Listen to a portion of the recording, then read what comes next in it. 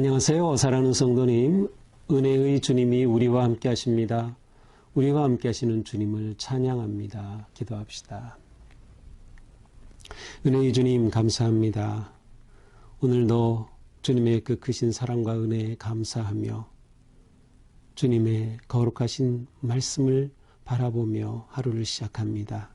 주님, 이 시간 우리 가운데 함께하여 주셔서 우리의 마음과 생각을 바르게 세워주시고 저희의 삶이 주님 보시기에 합당한 거룩한 삶이 되도록 오늘도 은혜의 길로 인도하여 주시옵소서.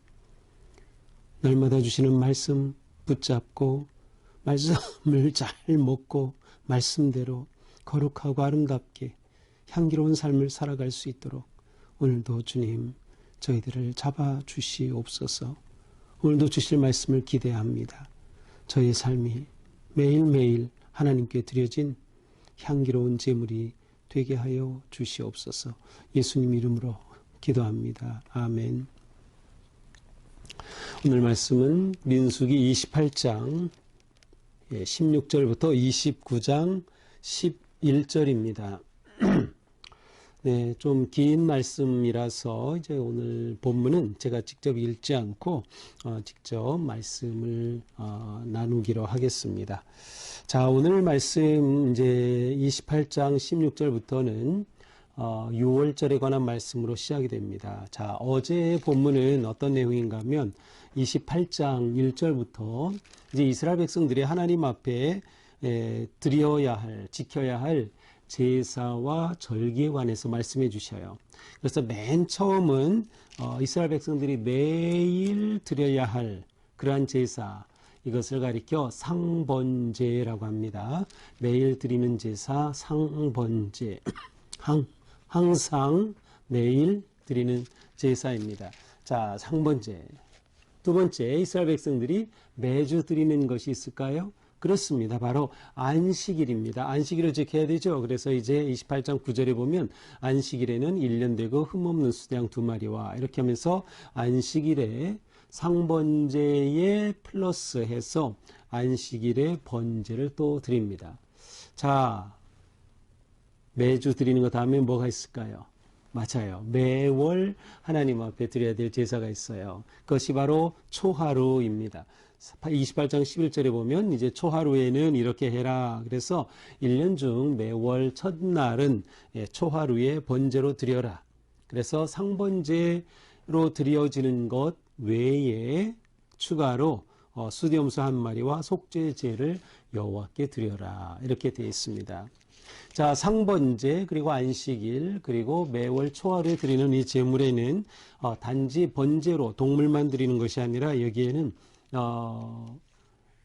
고운 가루를 빻아서 드리는, 그리고 그것과 함께 그 기름을 부어서 드리는 그러한 전제도 포함이 되어 있었습니다.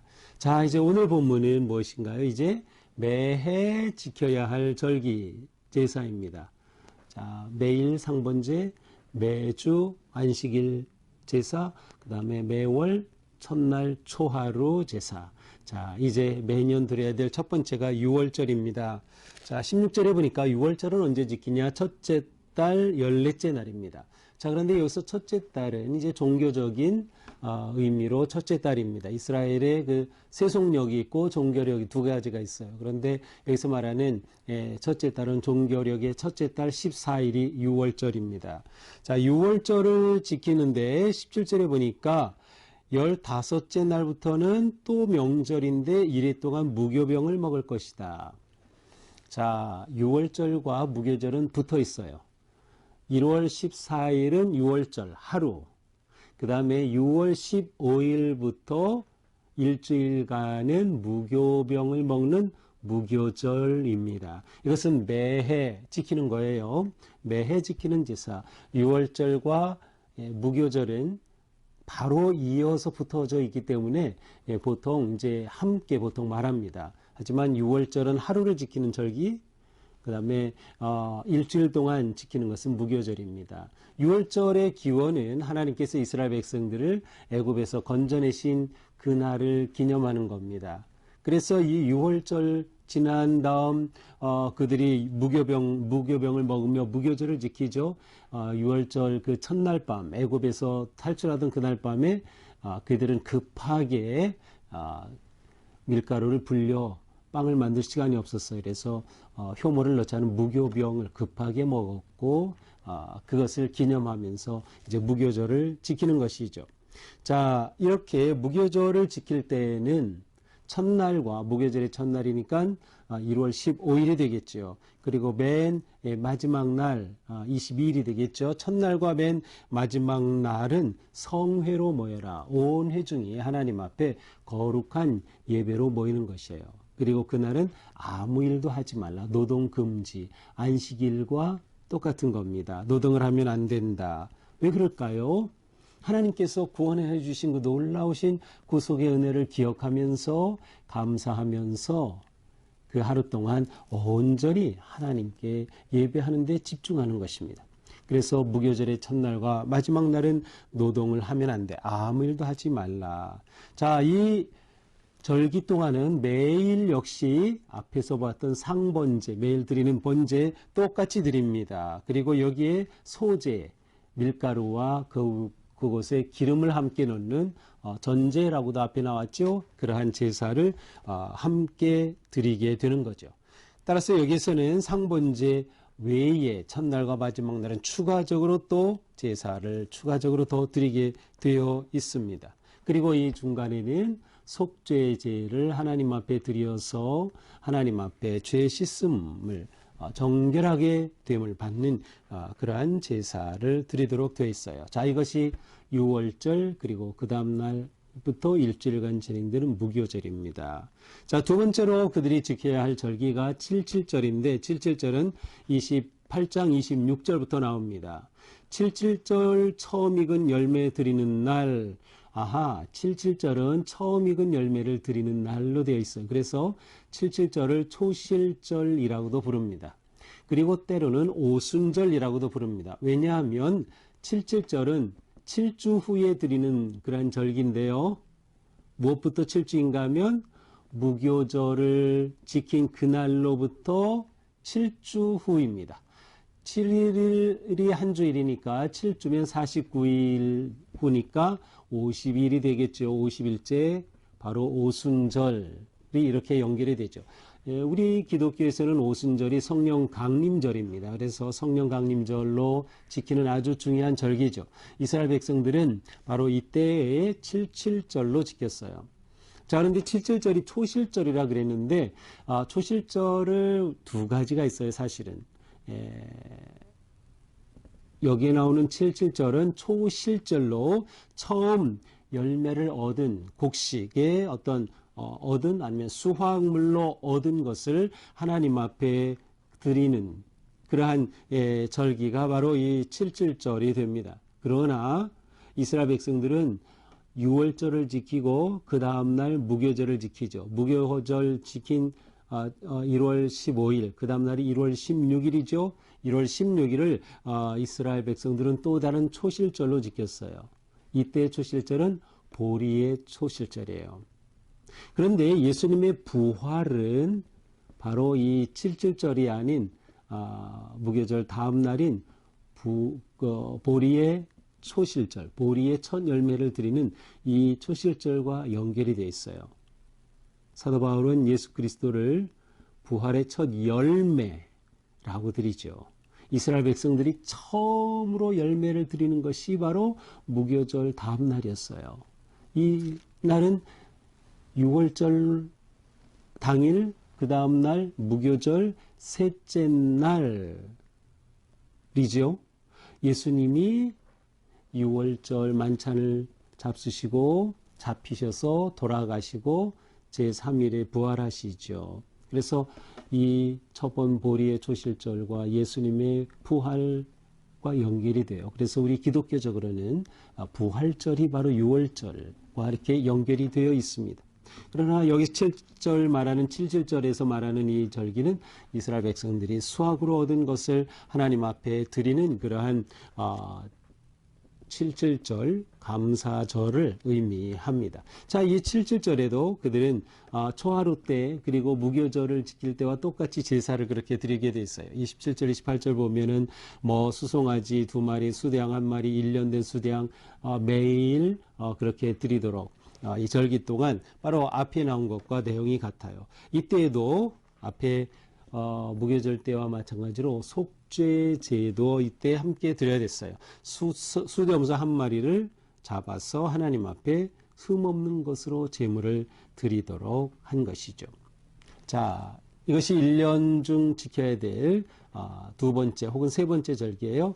자, 6월절 무교절, 그 다음 날부터 일주일간, 그 다음에 이때로부터 7주가 지난 칠칠절, 이것은 초실절 혹은 오순절이다. 자, 그 다음 지켜야 될 절기는 뭘까요? 29장으로 넘어가서 1절에 보니까 일곱째 달에 이르려는 그 달 초하루에 성회로 모이고 아무 노동도 하지 말라. 이는 너희가 나팔을 불날이라. 자, 일곱째 달 이르러 초하루. 매월 초하루에 초하루 절기를 지키지만 일곱째 달의 1일은 특별한 초하루였어요. 특별한 이 초하루는 어떤 초하루였는가 하면 나팔을 불어요. 그래서 나팔절이라고도 불렸습니다. 자, 7월 1일은 나팔절로 지켰어요. 이날에는 역시 안식일과 같이 노동을 하면 안 됩니다. 노동 금지, 아무 일도 하지 말라. 자, 이때가 되면 역시 나팔을 불고 그리고 제사를 지내는데 제사를 드리는 것은 앞에서 드리는 것과 같아요. 상번제, 초하루제와 같이 같은 내용이에요. 수송아지 1마리, 수대양 1마리, 1년 되고 흠없는 수대양 7마리를 매일 이렇게 하나님 앞에 드리도록 되어 있어요. 일곱째 달 초하루입니다. 이때에도 5절에 보니까 속죄하기 위해 속죄제를 드리는데 수염소 1마리로 속죄제를 드린다. 예, 앞에서도 마찬가지예요. 속죄제가 꼭 들어갔어요. 속죄제는 매번 들어가. 왜냐하면 하나님과의 관계가 회복이 되는 거기 때문에 죄를 씻음 받고 또한 정결의 그런 의미도 포함되어 있습니다. 그래서 7월 1일은 하나님 앞에 나팔을 불며 지키는데, 자, 이스라엘 백성들은 종교적으로는 7월 1일이지만 세속력으로는 7월 1일이 새해입니다. 그래서 이날 이스라엘은 새해 나팔을 불면서 새해로 지켜요. 그래서 로시 하샤냐라고 불리는 신년이 바로 이날이에요. 우리로 치면은 이제 옛날에는 이제 신정, 구정 그렇게 했는데 신정 1월 1일인 셈이에요. 이스라엘 백성들에게 7월 1일이 바로 그렇게 새해의 나팔을 불며 새해를 시작하는 그러한 절기가 바로 이 일곱째 달 초하루였어요. 이때 부르는 나팔은 금속으로 만든 나팔이 있고 양의 뿔로 만든 나팔이 있는데 양의 뿔로 만든 나팔을 불어요. 쇼파르라고 부르는데 바로 이 양각 나팔, 양뿔 나팔을 불면서 새해를 알립니다. 자, 그런데 이렇게 나팔을 10일간 불어요. 왜 그런가 하면 그 다음 절기 때문이에요. 29장 7절에 보니까 속죄일이 나와요. 속죄일. 이것은 대속죄일인데 매해 7월 10일이 대속죄일입니다. 자, 29장 7절 일곱째 달 열흘날에는 너희가 성회로 모일 것이요 너희의 심령을 괴롭게 하며 아무 일도 하지 말라. 7월 10일은 대속죄일. 이스라엘에서 어떻게 보면 가장 중요한 날입니다. 대속죄일. 이날 대제사장은 온 백성을 대표해서 백성의 죄를 하나님 앞에 대속하는 그러한 제사를 드리게 되어 있어요. 속죄 제물을 드리죠. 이때 대제사장은 2마리의 염소를 하나님 앞에 제물로 드리는데 1마리는 그 제물을 잡아서 하나님 앞에 제물로 드려요. 그렇게 되면서 자신과 이스라엘 백성들의 죄를 씻게 되는 것이죠. 또 다른 1마리에는 머리에 안수를 해서 이스라엘의 죄를 그 염소에게 전가시키고 머리에 붉은 끈을 매서 광야로 내보냅니다. 이거를 아사셀 염소라고 부릅니다. 아마 우리 묵상 계속 참여하신 분들은 좀 기억날 거예요. 아사셀 염소. 보통 누군가 뭐 희생양으로 삼는다 이러잖아요. 바로 그 단어예요. 아사셀 염소, scapegoat라고 하는데 바로 희생양으로 삼는 거죠. 그래서 두 마리 중에 한 마리는 잡아 속죄의 제물로 드리고 한 마리는 이렇게 아사셀 염소 희생양으로 광야로 보내어 광야에서 배회하다 죽게 되는 것이죠. 자, 이 기간 동안 새해 나팔을 불어 시작하고 매일 나팔을 불면서 지금 하나님 앞에 새롭게 새해를 시작하는 그러한 준비를 하는 겁니다. 이 나팔을 부는 게 그래서 굉장히 중요해요. 백성들에게 경각심을 일으키고 경고하고 이 기간을 제대로 지키도록. 그래서 이 기간 동안 이스라엘 백성들은 하나님 앞에 회개하는 것이 가장 중요한 것이었어요. 금식하고 회개하면서 하나님 앞에 새로운 마음으로 새해를 맞이하는 것이죠. 이날은 너무도 중요하기 때문에 온 백성들이 회개하며 대속죄일을 맞이하게 됩니다. 대제사장은 이 대속죄를 너무도 귀하기 때문에 5번 몸을 씻고 옷도 5번이나 갈아입고 하나님 앞에 5번이나 절하면서 대속죄 제사를 드려야 했던 것이죠. 바로 이 대속죄일의 희생양, 그것은 바로 우리에게는 예수 그리스도의 우리를 위해 돌아가신 대속의 어린 양의 죽음을 떠올리게 합니다. 바로 그러한 의미가 담겨 있죠. 예수님의 십자가의 죽으심은 우리를 위한 대속의 제물로 드리신 것이기 때문입니다. 자, 이렇게 오늘 본문에서는 이제 매해 하나님 앞에 드려야 될 절기 6월절, 무교절, 7.7절, 7월 1일 초하루, 그 다음에 7월 10일 대속죄일입니다. 자, 내일은 또 다른 절기가 나오는데 오늘 여기까지가 오늘 말씀입니다. 자, 오늘 말씀을 보면서 우리는 무엇보다도 예배가 우리의 삶의 중심이다라는 것을 놓치면 안 돼요. 하나님께서는 이스라엘 백성들에게 매일, 매주, 매월 그리고 매년 드려야 될 제사가 무엇인가를 이렇게 구체적으로 가르쳐 주시고 구체적으로 어떻게 제물을 드려야 하고 어떻게 할지를 보여주신 거예요. 왜냐하면 그들이 반복해서 예배를 통해 그들이 누구인가를 기억하고 하나님의 은혜를 입은 백성임을 기억하고 하나님의 그 사랑을 기억하며 예배 중심의 백성이 되기를 원하셨기 때문이죠. 우리 신앙생활에서 예배 중심의 삶은 매우 중요합니다. 우리도 지금 마찬가지죠. 매일 우리는 새벽 예배를 드리고 또 매일 우리는 말씀 묵상을 통해 말씀 앞에서 매일 아침 예배를 드립니다. 우리가 말씀 묵상할 때 그냥 묵상만 딱 하고 딱 닫고 끝나는 게 아니에요.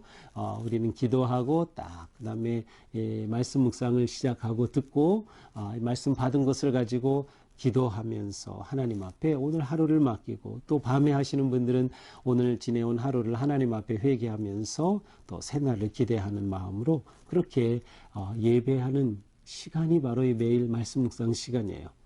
자, 그렇게 매일 우린 드리죠. 그 다음에 매주 우리는 무엇을 합니까? 그렇습니다. 주님의 부활을 기억하면서 주일 예배를 드리죠. 그리고 매월 초하루 하나님 앞에 예배를 드리죠. 그리고 우리는 매년 절기를 지키죠. 성탄절, 부활절, 성령강림절, 추수감사절, 맥주감사절. 추수감사와 맥주감사는 성경적으로는 이렇게 초실절과 관계되어 있고요. 또 오순절은 우리의 성령 강림절로서 연결이 되어 있어요. 자, 우리가 이러한 절기를 잘 지키고 예배하는 게 얼마나 중요한지 몰라요. 왜 그런가? 모든 절기와 예배의 핵심은 기억과 감사이기 때문입니다. 기억과 감사예요. 우리는 매주, 매일, 매월, 1년 반복하여 예배를 드림으로 내가 누구인가를 하나님의 은혜를 기억하게 되는 겁니다. 이것이 중요한 거죠. 이것을 기억할 때 우리는 감사하게 되는 거죠. 그래서 우리는 예배하면서 감사의 마음, 우리는 감사하면 어떻게 해요? 선물을 주고 하는 것처럼 하나님께 감사의 은혜로 예물을 드리며 우리의 삶을 드리며 헌금을 하면서 또한 우리는 예배를 드리는 것이죠. 이러한 우리의 삶이 얼마나 귀한가. 우리는 다시 한번 기억하면서 그렇구나. 내 삶이 예배 중심이 되어야 되고 이것을 놓치면 내가 하나님의 거룩한 자녀의 길을 놓치는 것과 같구나. 우리 모두 예배의 소중함을 깨닫고 또 예배 드릴 때마다 온 마음과 뜻과 정성을 다해 드리는 영과 진리의 예배로 드릴 때 우리의 삶이 하나님의 은혜 안에서 아주 든든하게 세워져 가는, 그리고 늘 하나님과의 관계가 살아있고 성도 간의 깊은 교제가 일어나는 진정으로 복되고 아름다운 우리의 삶 되기를 주님의 이름으로 축복합니다. 기도합시다. 주님 감사합니다. 우리를 위한 부활의 첫 열매가 되어주셔서 생명과 소망이 되어주신 주님, 저희는 예배를 드리며 주님의 이 사랑을 기억하고 다시금 되새기고 감사하고 주님의 거룩하신 말씀 따라 살아가게 됩니다. 주님, 저희가 예배 중심의 삶 되게 하시고 예배를 가장 귀하게 여길 수 있도록 인도하여 주시고 예배의 삶이 우리의 삶을 거룩하게 형성해 가도록 저희를 잡아주시고 인도하여 주시옵소서. 예배가 살아있는 우리의 삶, 예배가 매 순간순간 살아계신 주님 앞에 드려지는 아름답고 거룩한 기뻐 받으시는 산 제사가 되게 하여 주시옵소서. 예수님 이름으로 기도합니다. 아멘. 네, 오늘도 주님의 은혜 안에서 우리의 삶이 거룩하고 또 복되게 되기를 축복합니다. 사랑합니다.